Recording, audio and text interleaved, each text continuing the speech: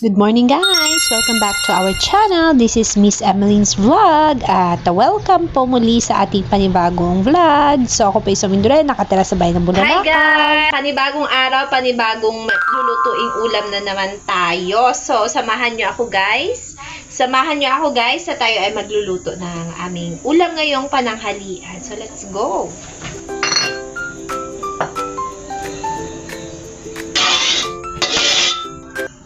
Okay, so magisa na muna tayo. So, unahin natin sa pagigisa ay itong, yan, kamatis. Kamatis muna. So, kailangan yan ay talagang maluto muna siya bago ilagay ang sibuyas and then bawang. So, let's go. So, ilalagay na natin guys ang kamatis. Let's go.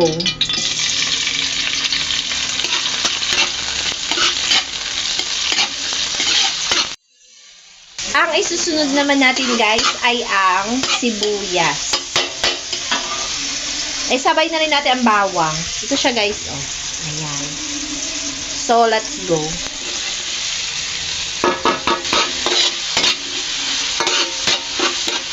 Meron kami ditong gulay na gagamitin. So itong ihahalo natin. So hindi na ako masyado nakatikim nito. So ngayon lang ulit. So ito yon. Ayan guys. What is this, mother? It's? Patula. Ayan. Patola, guys. Patola, guys, ang ating ihahalo. At, syempre, isa sa mga magpapasarap nito ay ang charan!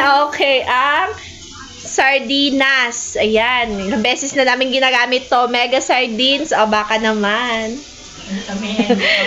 Tapos, ay hahaluin din dito namin ng ito, ano nga tawag dito? Sotanghon. O, sotanghon.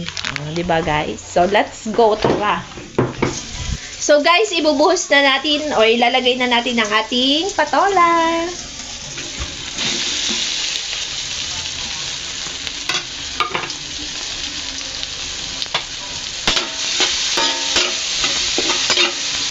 So, after guys na magisa ang ating patola, so, isunod naman natin ang ating sardinas.